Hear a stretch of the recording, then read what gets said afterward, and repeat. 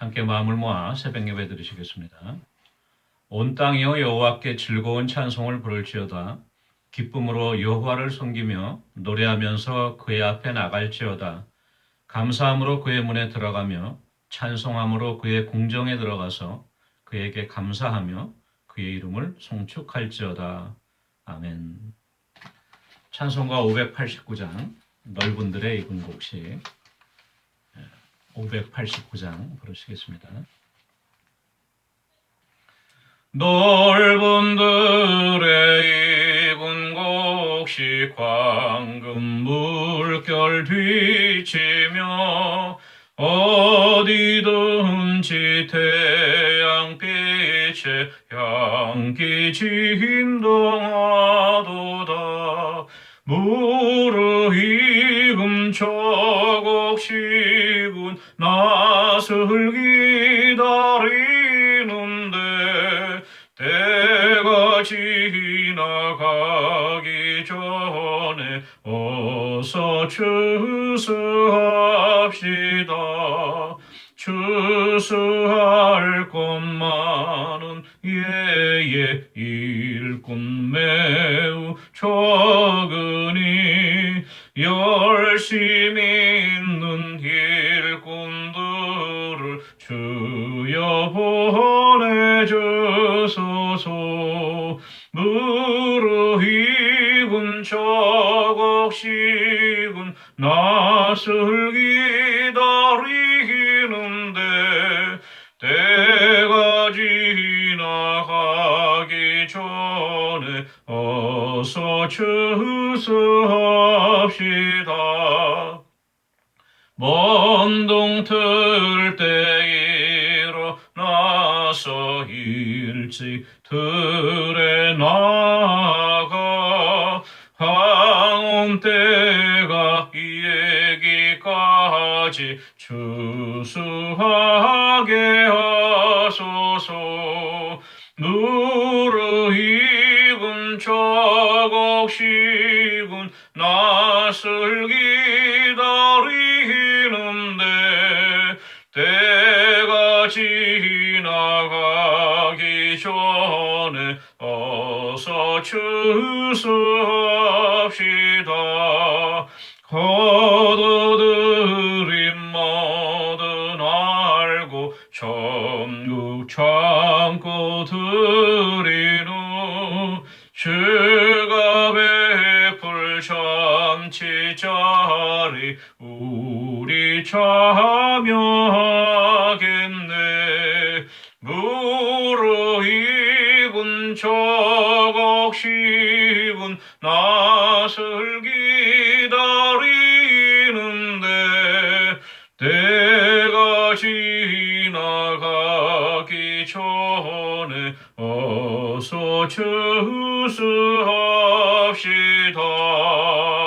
아멘.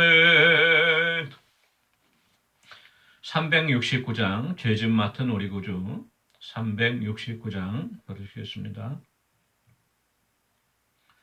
죄짐 맡은 우리 구주 어찌 좋은 친군지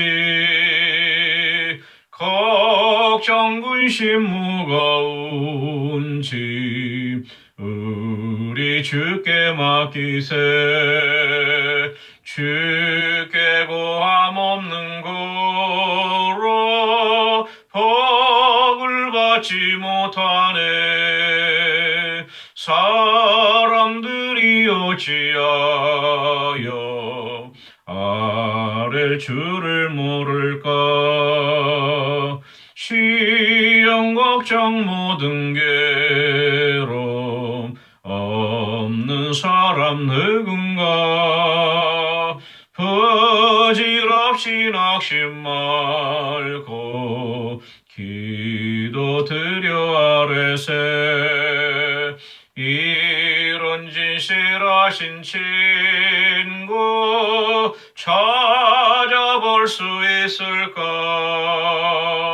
우리 약함하시오니 어찌 아니하랴까.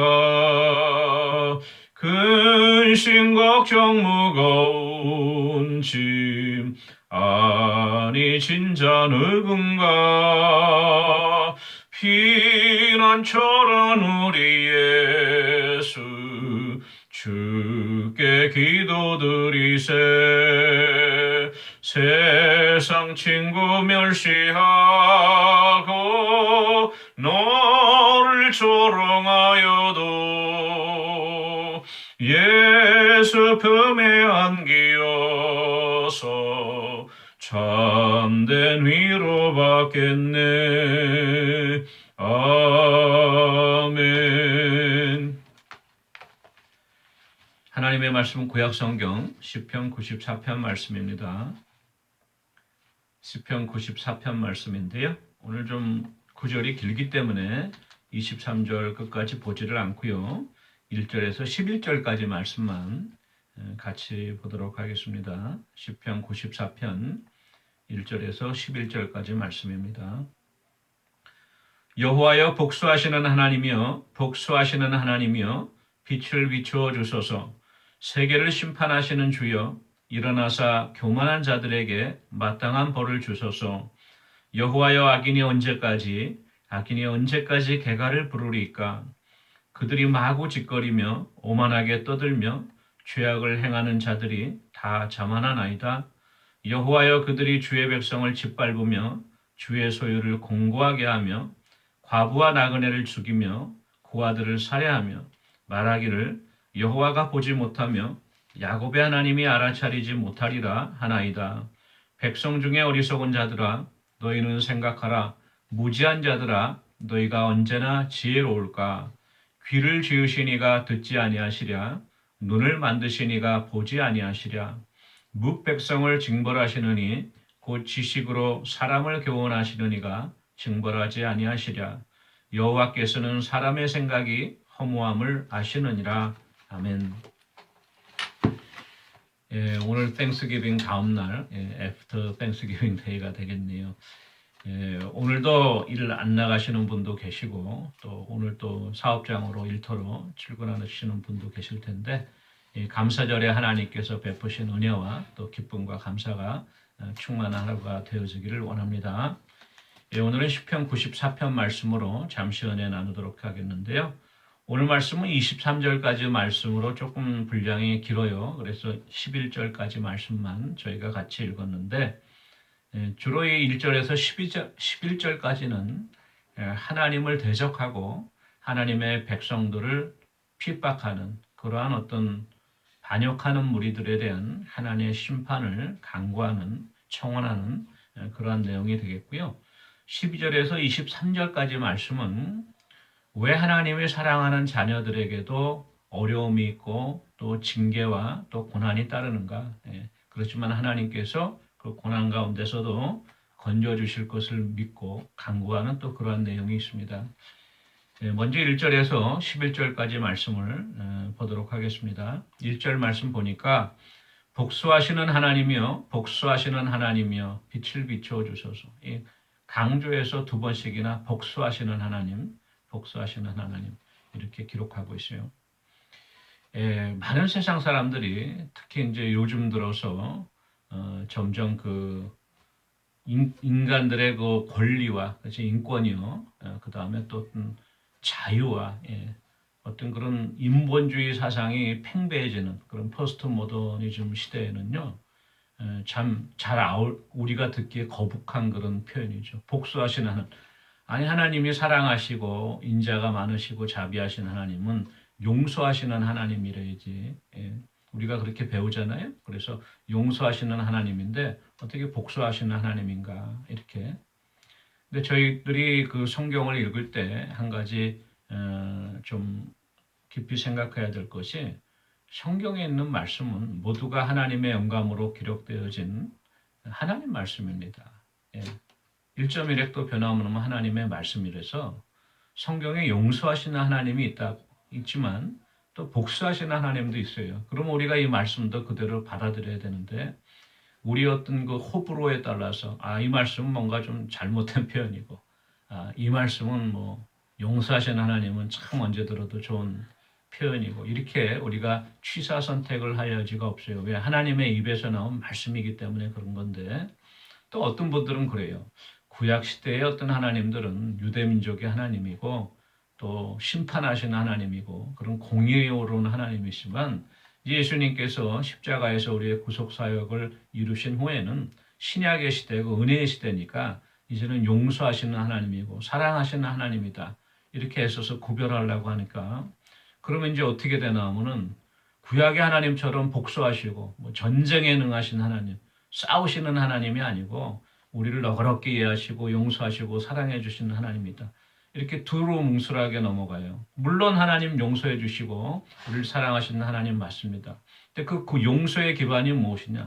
바로 십자가에서 예수님께서 우리의 모든 형벌과 죄악을 담당하시고 인류의 죄악을 담당하시고 대신 징벌을 받으셨기 때문에 하나님의 그 은혜가 사랑이 우리를 덮어주시고 감싸주시는 것이 예수님의 그러한 어떤 십자가 위에서의 우리를 대신한 어떤 징계와 심판이 없었다고 하면은 하나님의 그냥 눈 감고 모른 척 넘어가시는 것이 아니죠. 그걸 우리가 구분을 정확하게 해야 되는데 오늘 시편도 그러한 입장에서 좀 바라보면은 저희들이 이 시편을 보다 잘 이해할 수 있으리라고 생각합니다. 왜 복수하시는 하나님이라고 했는가? 그 내용을 계속 살펴보죠. 2절 말씀 보니까 여호와 세계를 심판하시는 주여 일어나사 교만한 자들에게 마땅한 벌을 주소서. 아무나 심판하신다는 것이 아니에요. 하나님의 말씀대로 순종하고 살아가는 그런 하나님의 백성들을 심판하신다는 것이 아니고 하나님을 대적하여 일어난 교만한 자들. 또 3절 말씀 보니까 악인이 언제까지 개가를 부르리까? 악인들, 그렇죠? 또 4절 말씀 보니까 그들이 마구 짓거리며 오만하게 떠들며 또 자만한 자들이다.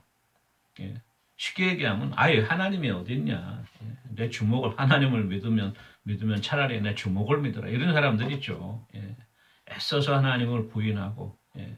자기의 뜻과 거짓대로 이 세상에 보이는 것만이 단 줄 알고 살아가고 그러니까 하나님이 없으니까 장차 심판도 없고 그러니까 내 행위에 대해서 이 땅에서 적절히 그냥 속이고 적절히 사기치고 적절히 내가 잘못을 저질러도 내가 그냥 법망만 잘 피해가면 그만이에요. 사람들에게 내가 해코지를 하더라도 그냥 나한테 되돌아오지만 않으면 되는 거예요. 왜? 이 세상의 삶이고 죽으면 그만이니까. 이게 바로 이제 불신자들 아닙니까? 그런 교만한 자들을 위해서 하나님께서 심판을 예비하신다는 거예요. 자, 5절 말씀 여호와여 그들이 주의 백성을 짓밟으며 주의 소유를 공고하게 하며 6절 과부와 나그네를 죽이며 고아들을 살해하며 그렇죠? 이렇게 오만하고 하나님을 마음에 두지 않는 사람들은 자기 멋대로요. 그러니까 오히려 하나님이 계시다고 하나님을 두려워하고 하나님 말씀과 법대로 살라고 하는 사람들이 눈에 가시 같은 거예요. 저희 예수장애들만 없으면 예. 왜 쟤네들은 그렇게 극성맞게 하나님이 있다 그러고 우리로 하여금 이렇게 도덕적으로 어떤 피해의식을 느끼게 하고 우리를 불안하게 하는 차라리 그러니까 저 예수장애들도 저 주의 백성들도 짓밟아 버리자 그냥 이렇게 나가는 거예요 세상이. 그래서 이제 교회에 대한 크리스찬들에 대한 핍박과 또 많은 박해가 있죠. 오늘날에도 이란과 같은 중동적 아프리카 땅에서 또 모슬렘 지역에서 또 북한에서 그리고 또 중국에서 요즘 문제가 많이 되잖아요. 가정교육 핍박으로 인해서 그런 거예요. 왜냐하면 하나님을 마음에 두기 싫어하니까 하나님을 따르는 백성들도 싫어지는 겁니다. 그래서 이렇게 주의 백성을 짓밟고 고아 나그네를 죽이면서 그럼에도 이렇게 말한다는 거예요. 7절 말씀에 말하기를 여호와가 보지 못하며 야곱의 하나님이 알아차리지 못하리로다.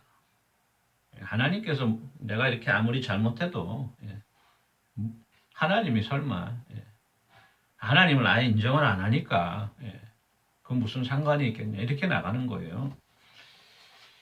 근데 여기에 대해서 하나님께서는 이렇게 경고하고 있습니다. 8절 말씀 백성 중에 어리석은 자들아 너희는 생각하라 무지한 자들아 너희가 언제나 지혜로울까. 9절 귀를 지으시니가 듣지 아니하시랴 눈을 만드시니가 보지 아니하시랴. 우리가 잘 아는 구절이죠. 귀를 지으시니가 듣지 아니하시리라. 눈을 만드시니가 보지 아니하시리라. 이렇게 말씀하시는데요. 시편 139편에 우리가 잘 아는 이런 말씀이 있어요. 여호와여 주께서 나를 아시고 나를 감찰하시고 아셨나이다. 주께서 나의 앉고 일어섬을 아시며 멀리서도 나의 생각을 통촉하시오며, 또 4절에 여호와여 내 혀의 말을 알지 못하시는 것이 하나도 없으시네. 우리의 입술을 통해서, 혀를 통해서 발성되어지는 그 모든 언행이, 말들이 하나님께서 알아듣지 못하는 게 하나도 없으시다는 거예요. 오늘 말씀 94편 9절에 귀를 지으시니가 어찌 듣지 아니하시리랴. 눈을 만드시니가 보지 아니하시리랴. 하나님 우리의 말하는 거, 생각하는 거, 우리 마음까지도 감찰하시고 모두 다 알고 계시는 하나님이시라는 거예요. 하물며 악인들이 하나님을 대적하고 의인들을 박해하고 핍박하는 그 행위와 그 언행들을 하나님께서 감찰하시고 기억하신다는 것이죠. 결국은 이러한 악인들에 대해서는 하나님의 심판이 있을 것이다. 이렇게 이 시편 기자는 하나님께 간구하고 있는 것입니다. 다음으로 12절에서 23절까지 말씀 보니까 12절에 이렇게 시작을 하고 있어요. 여호와여 주로부터 징벌을 받으며 주의 법으로 교훈하심을 받는 이가 복이 있나. 하나님께 받는 그 징벌이 두 가지 종류인데, 하나는 나의 악한 행위로 인하여서, 그렇죠? 악인들과 같이 하나님께 받는 심판이 있고, 하나는 하나님께서 그 사랑하는 백성들, 자녀들이 잘못된 길로 갈 때 교훈하시기 위해서 우리를 징계하시는 징계가 있다고 하는 것이죠. 14절 말씀, 여호와께서는 자기의 백성을 버리지 아니하시며 자기의 소유를 외면하지 아니하시리라. 비록 하나님께서 징계하실지라도 그 자녀들은, 백성들은 버리지 않는다고 하시는 거예요. 히브리서 12장 6절 말씀에 이런 말씀이 있습니다. 주께서 그 사랑하시는 자를 징계하시고 그의 받으시는 아들마다 채찍질 하심이니라. 또 7절 하반절에는요. 어찌 아비가 징계하지 않는 아들이 있으리요. 8절 징계는 다 받는 것이오거늘 너희에게 없으면 사생자여 참 아들이 아니니라. 히브리서에서도요. 하나님은 사랑하시는 자들을 징계하신다. 채찍질하신다. 왜? 하나님의 뜻과 율례를 바로 깨우치시고 그렇게 성숙하게 이끌어 가시기 위해, 자라게 하시기 위해서 하나님이 징계하신다는 것이죠. 시편 119편 71절에 고난당한 것이 내게 유익이라 이로 말미암아 내가 주의 율례를 배우게 됩니다. 우리 인간들은 하나님께 범죄한 이후로부터 끊임없이 나 스스로가 주인되고 교만하여서 하나님 말씀을 멀리하고 나의 욕심과 고집을 따라 행하게 돼 있는 존재예요. 그래서 때때로 우리에게 어떤 고난과 하나님의 적절한 징계가 없으면은 갈 때까지 그냥 가는 거예요, 인생이.